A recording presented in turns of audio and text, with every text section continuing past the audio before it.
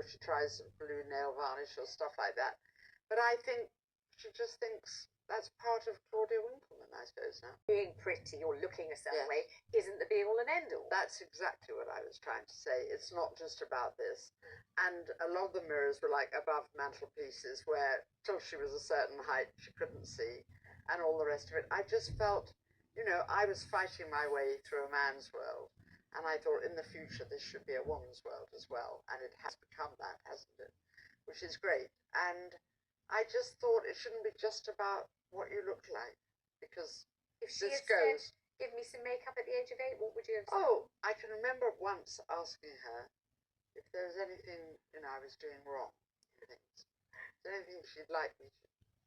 And she looked at my nail varnish and she said, "I'd like you to wear a darker nail varnish, Grandma, Mummy." And I thought, if that's it, I can deal, you know.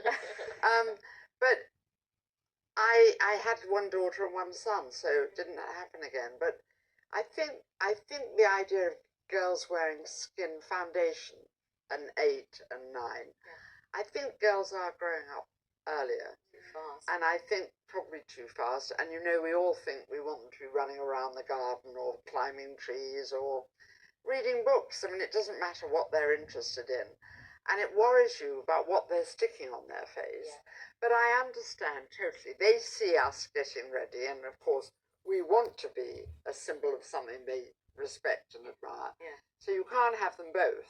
So yes, of course, she'd look about what I was doing, and who knew what I was doing. I mean, I was just making it up as I went along.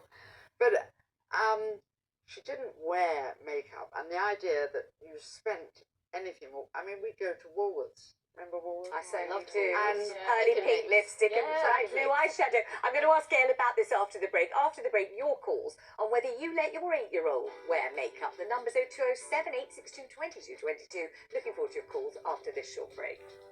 Sorry. Eyebrows, so it was all just a bit kind of, oh, whatever, it didn't really matter. But she was not interested in the slightest, and I'm more than happy for her not to wear it. And now?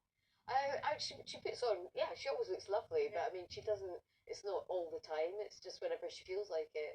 So she's not really into her TikTok or anything like that, so I'm very fortunate parent. Fabulous bang-up job with that girl, haven't you? Well done. Let's talk to Virginia in Cornwall. What do you think about this, Virginia? Makeup for 8-year-olds? No, not for me. When I was 8, my mum, it was in the 70s, and everyone wore makeup. And I said, no, I'd rather have painted by numbers like my brother had. What did your parents say to that? She wasn't impressed, but that's how I am. And do you wear makeup now? Do things and painting my face. And now? I did work on a ship in America. Yeah. And I worked in the Caribbean in my late 20s. Yeah. And I had makeup on my face, and that's the first time I ever wore it, and it ended up on my white shirt, and I thought, no, rather get a suntan. And so now, is your budget for cosmetics every year actually nil? You don't buy anything, not lipstick? No, I don't buy anything at all. Wow. Gosh.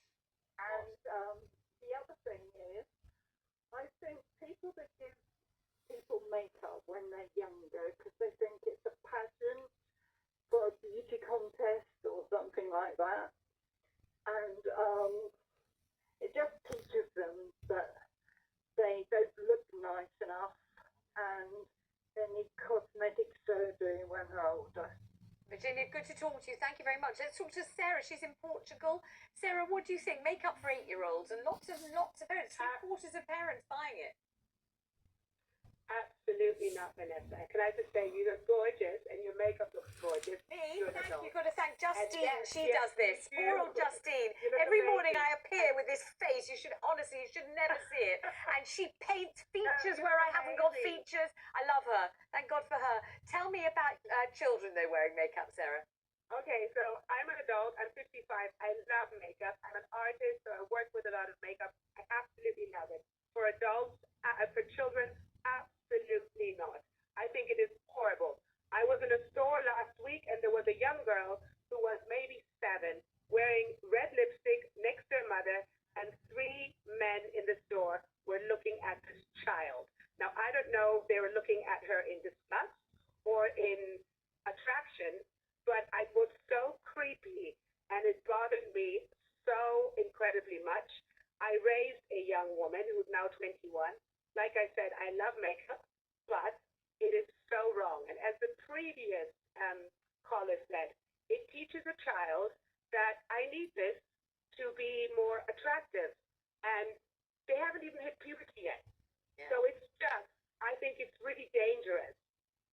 And I appreciate the call, and all I know is that when I was growing up, all the heroines that we loved in books especially were the ones who weren't at all interested in how they looked, like Jo in Little Women and Anna Green Gables. You know, they were always trying to do something more interesting than footle about with how they looked, weren't they? Yeah. Life lesson, really. I think I was traumatized when Mum put sun in my hair. Oh, Remember that stuff? yes. You put sun in, and you just looked like it was just bizarre. Yeah, went sort of orangey yellow, and you could never get rid of it. I do Yeah, remember. exactly. Well, I got rid of it, but Lovely having you on. Very nice to see you all. Many, many thanks to Gail, Eve, and Afia. And thank you for all your calls and your wonderful pictures and pet parties, which I love.